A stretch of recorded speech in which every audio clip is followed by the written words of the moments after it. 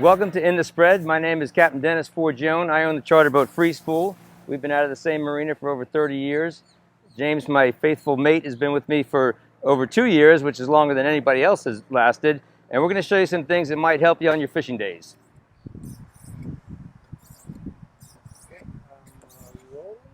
So the most important part of cutting a strip is having a sharp knife. Now, to make sure your knife's sharp, you want to always make sure you keep your knife at the same angle while going across the stone. Nice, steady, smooth motion. And you actually feel the knife gliding across the stone as it gets sharp. And that is perfectly sharp. Now this is a bonito. This is the fish you'll be making strips out of. This is the easiest way to make the strips. You give them a nice straight cut, and then you just fillet them.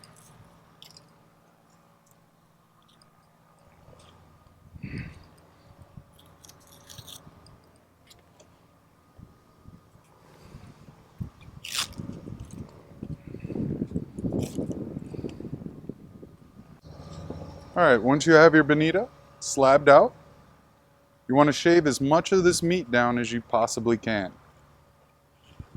This is where having a sharp knife really comes into play.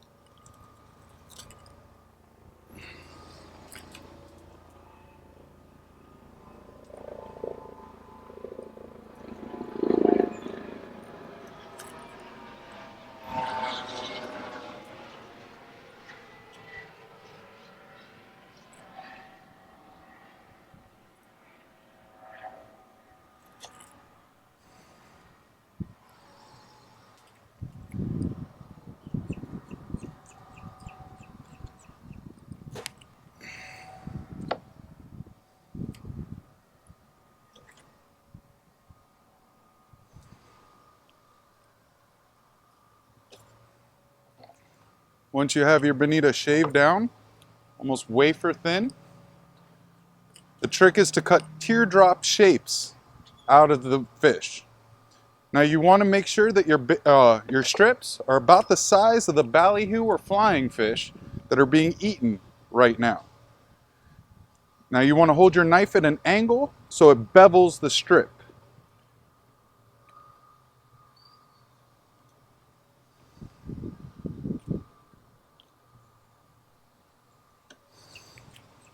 And then shave down the front so it cuts through the water a little bit better. That is your perfect strip. The edges are beveled so it comes to a nice little even point right in the middle.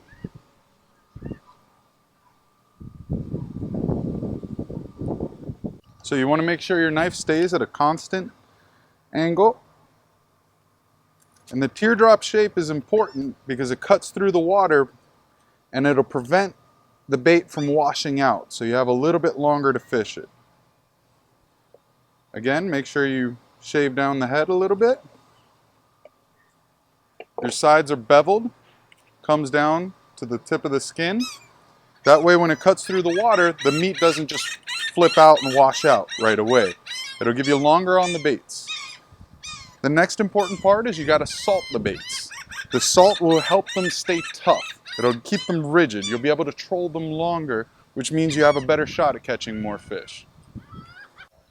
Okay, so one of the most important parts of keeping your strips good is salting them. So what you're going to do is you're going to take your strips, lay them out, and just give them a light layer of salt. Now the easiest way to store them, and the way we do it here on the Free Spool, is you take your strips, you take a plastic bag, you cut the bag so all the edges are off, and you just roll them right on up.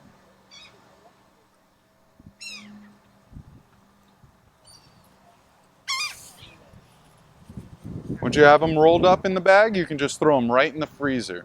So the reason why we salt our strips is it makes the meat a little tougher. It'll allow the water to rush by the strip without blowing the meat off of the actual strip, which will keep the shape. So the reason we use the strips and the reason they're so productive is that they keep their shape. When a ballyhoo tends to wash out moving a little bit faster, the strip will stay good. Now this is good when you're chasing schools of mahi-mahi or tuna, stuff that's moving very fast. If you keep strips on your boat, you're gonna catch a fish. So the way we rig these, you take the tip of your hook and you poke a hole right in the head of the strip. Take the pin on the hook, and you put it right through that hole. Rubber band the pin, just wrap it around, and then back on the pin. Now take your hook, squeeze it into the meat.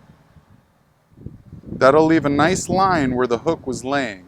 Take the tip of your hook, put it right through that line. That'll make sure that the hook always sits right where it needs to in the bait. And that's your strip.